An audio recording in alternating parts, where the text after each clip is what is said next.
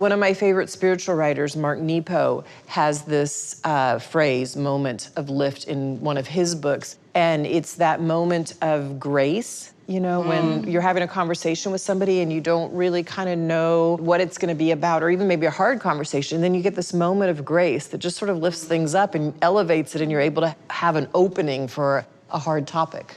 I'm about to be sitting down and talking with Melinda Gates about her book, The Moment of Lift. kind of fangirling right now. There's empirical fact that she has saved hundreds of millions of lives. So ready for this conversation.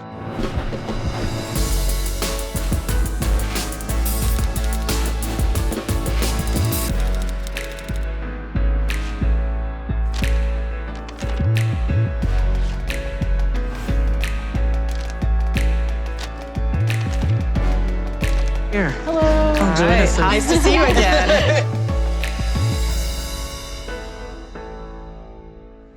BookTube, it's such a vibrant community here of folks who come together on YouTube, who really, really love reading, and we love books, and we really love learning. So it is very exciting to be here to get to talk about your book, The Moment of Lift. So, firstly, thank you for writing it. Thanks, Uzo. Secondly, this title is so powerful. Where did the title come from, and what does it mean to you? It sort of has two meanings, as I write about in the book. One is that my father worked on the space launches, the first Apollo mission. And when I was a little girl in my jammies, it was like the only time my sister and I could stay up late. We'd drive across town to his friend's place who'd worked on the Apollo missions. And we would wait and wait and wait for that rocket to take off. And I titled my book because, you know, that moment when the engines are igniting. 2, 1. And the earth is starting to rumble, but then finally the rocket picks up against gravity and goes to the moon. Liftoff. We have a liftoff. For me, it was always this thrilling moment as a young girl. But as I wrote this book, I started thinking about all the things that hold women down, that gravitational pull, and how do we come together to get the lift off of the earth and off of these issues for women, lift us all up. What inspired you to write this book? Like, why is this the moment of lift? I've been thinking about writing this book for a little while, for 3 or 4 years. But it just seemed like this was the right time. We have this opening that's been created by so much conversation, but really by the Me Too movement that went worldwide really quickly. And we need to take advantage of that window while it's open, because otherwise it will close and we won't actually lift women up. So it felt urgent for me to do it and do it now. Hey, I'm Ingrid, and my YouTube channel is Ingrid Nilsson. Today, I'm gonna be talking about the books that have completely changed my life. I know that I am the woman that I am today because of so many books, especially books written by women. Advice to men watching at home. Support your partner. Your current read. Nelson Mandela's Long Walk to Freedom. What did you want to be when you grew up? I wanted to be a businesswoman when I grew up, and I wanted to work in technology. Check. And the last one, advice to women at home watching. Be whoever you want to be. I wanted to know, how do you stay authentic? Because I know that that's a battle for many women. Yeah, and I talk about in the book, I know I had lots and lots and lots of doubt for many, many years. Am I credible? Do I know enough? Do I, I'm working at Microsoft, do I have the technical chops? I have a computer science degree. Of course I do, right? But I think society, if you work in pretty male environments or just messages society gives women over and over again, it tells us you can't have that role. You don't see anybody like you up there, so you must not be good enough, So we have to fight against that as women. And we need to help pull up the young women, you all do too, who are even younger than you, as they start to rise and come out into the workforce. You have an example in the book of when you were starting your career, deciding to work at IBM or at Microsoft. And I just thought that moment was so interesting. Very much like, where did the legend begin? Yeah, so it was the last year of my MBA program, and I had some summer internships for IBM. They'd made me a job offer, and I said, look, I am gonna look at other places, and then I'll come let you know late spring of my MBA year whether I'm gonna take this job. And so I turned down all my other offers, but I still had this callback from Microsoft to go do. So I came home on spring break, went through Dallas, which is where my hiring manager was. I grew up in Dallas. And she said, are you ready to accept the offer with IBM? And I said, actually, I have this one more company, little company, Microsoft. They'd just gone public in Seattle. And she said, do you want a piece of advice? And I said, sure. And she said, well, if they make you a job offer, you should take it. And she floored me. This is my hiring manager. And I said, why? And she said, well, because your chance as a woman to advance would be meteoric. And so it sticks in my mind because we women have to be for other women, right? I mean, I see these young men graduating from college or going out in the community, and there's just these built-in networks that lift them up and take them off and offer them jobs. And so how do we open our networks and how do we be for everyone else? That was a fabulous piece of advice. And then I went to Microsoft when I interviewed. The salary they offered me was so much lower than the rest of the MBA school. And I said, look, I don't care. I love what this company is doing. Now, I happened to also get some stock options that I didn't think would be worth anything, but they were. But I loved what they were doing. They were changing the world, and that resonated with me. What can we expect over the next few years? A machine on every desktop. The idea of a little Microsoft. I know. Right? Taking a chance on Microsoft. It was less than 1,400 employees when I started. Right. It was tiny. We were in 4 little buildings outside of Seattle.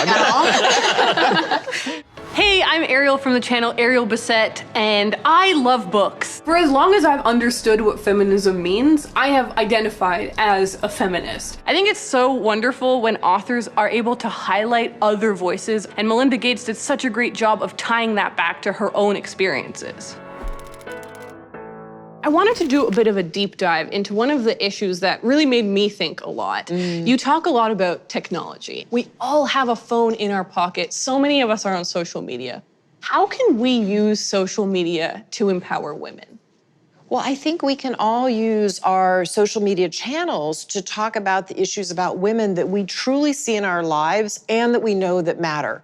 So for instance, if you care about paid family medical leave, which the US is the only industrialized country in the world that doesn't have it, if you care about that issue, you can amplify it, you can talk about it, and then you can also email your senator's office in your state and say, I want this passed for men and women in my state.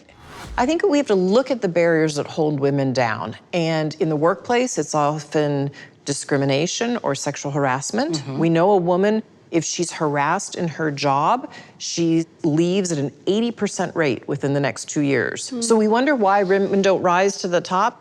So many have been harassed in one way or another. They don't stay long enough. They move because they don't want to stay in that environment. So we have to look at things in the workplace like that. We have to look at equal pay, leadership roles in the workplace. And then we have to also look both in the developed world and the developing world at this unpaid work that women do every single day. In the US, women do 90 minutes more of unpaid work than their husband does every single day. And in countries like India, there's an enormous gap.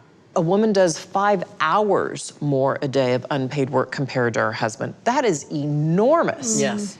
And so over the course, the average of women's lives around the world, it averages out to about 7 years. 7 years of a woman's life, unpaid work. I recently learned that, women who are breastfeeding are spending like 8 hours of time a day breastfeeding. Oh, it's and so hard. It people takes so assume long. that it's free, but I that's know. time. That's valuable time. Yeah, no, it's valuable time. And we don't even talk about how hard it is for women. Most women are working now. And in married couples, the greater majority are working. And so we have to rethink the work environment. It has to be okay for the mom or the dad to go pick up the kid when they're sick from school or take them to the doctor when they need it. You discuss in your book about a movement where Bill ends up driving your kids to school. And I wanted to know any more stories that you may have that creates more inclusion in a marriage. Yeah, I think, one of the conversations we've had in our household is even about like, who's gonna clean up after dinner? Who's gonna do the dishes, right? After dinner, somebody's gotta do the dishes. Luckily, Bill grew up in a family where he and his sister did them side by side, as I did with my sister, so that was easy for him. But one night, the 3 kids and we were doing the dishes, cleaning up the table, et cetera, get everything in the dishwasher. And then I realized, why is it, like everybody would wander away upstairs. Maybe the kids did listen to music, Bill to go do whatever on his computer. And I'm like, why am I still down here doing the last 5-8 minutes of stuff? So one night, I'm not always kind about things, I have to be honest, when I'm frustrated. So in a moment of myself, I put my hands on my hips, I'm like, They all started wondering about, nobody leaves this kitchen till I leave the kitchen. And guess what? All the jobs got done in about 3 minutes. Really fast, Yeah, and they right? all figure out what still has to be done. It's like they sort of don't see it, you know? And like, yeah, you see what needs to be done. Hi, my name is Sasha Alsberg, and I run the channel A Book Utopia. I'm actually working on a book, and it's actually going quite well. Yeah. I've written 3 books to date. 2 of them hit #1 on the New York Times list, which is super exciting.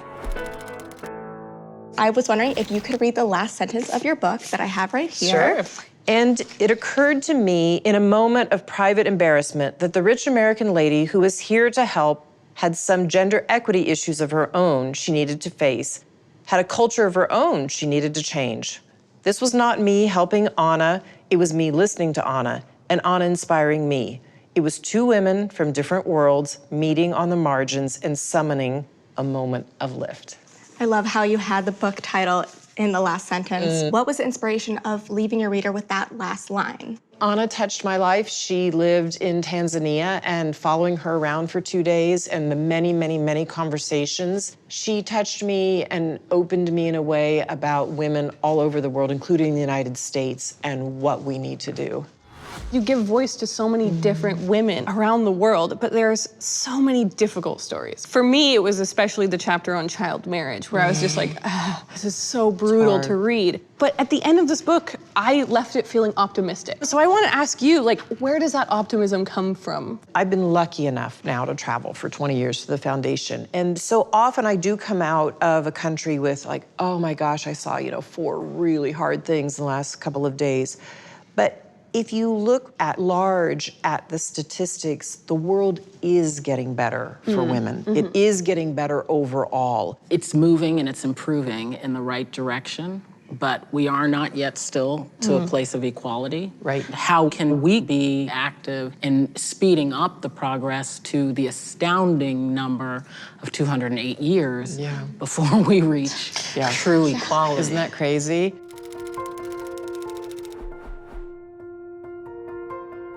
It just is this eye-opener. It's this, it's this damning, it's this daunting figure for the US. We are 208 years.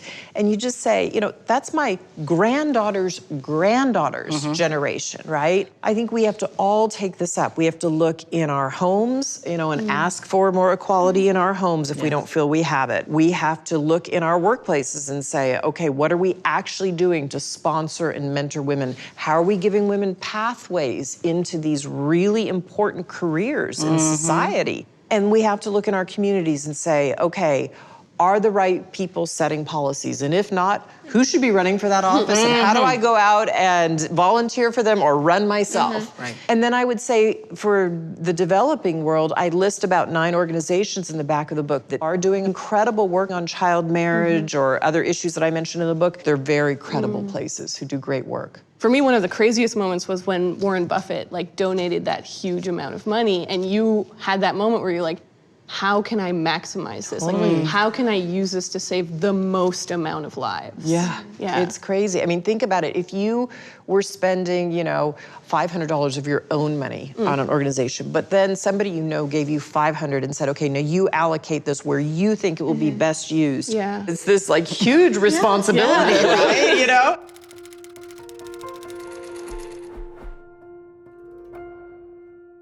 Part of the reason I went so deeply after this women's work was we were ignoring it as a foundation. We really weren't looking at it systematically. And we kept thinking we would have these effects with our work, vaccines, new seeds. But the truth was we weren't reaching the women. We were often reaching men. But if we didn't look at the women's issues, they weren't getting, most of them are farmers, they weren't getting that new seed that deals with climate change, that's pest resistant or drought resistant. So we have to look at these women's issues. And so in a way, Warren's money has been kind of a guiding light for me. Okay, we have to go after this really hard work because it's how we will use all of our dollars really effectively. Right. And you've also experienced what it's like to not receive support. I remember reading in your book about the official Vatican newspaper condemning your work in family planning, and you grew up Catholic. And something that really struck me is when you said 2 days later, I understood why they said what they said, but I didn't agree with it. So how do you find understanding in things that you don't agree with? We have to look for the common ground, and you first have to say, does this person or this organization, do we essentially at the core share the same values? And I do think the Catholic Church, Catholic Social Justice Mission, they do care about the poor. When I look at the statistics between low and middle income countries or middle and high income, to be honest, when women finally have voluntary access to birth control, communities, literally countries start to rise, because then women can get educated and they can enter the workforce.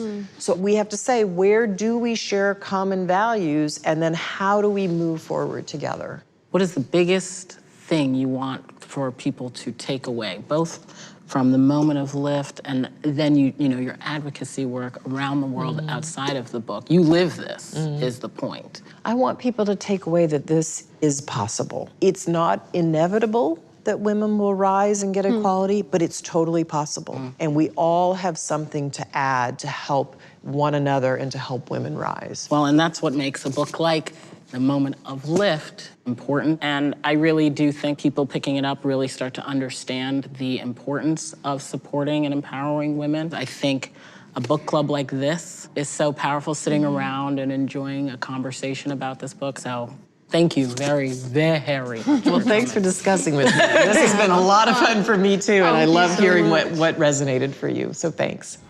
Yeah, you activate. Activate, go. Is it recording now? Yeah. Oh.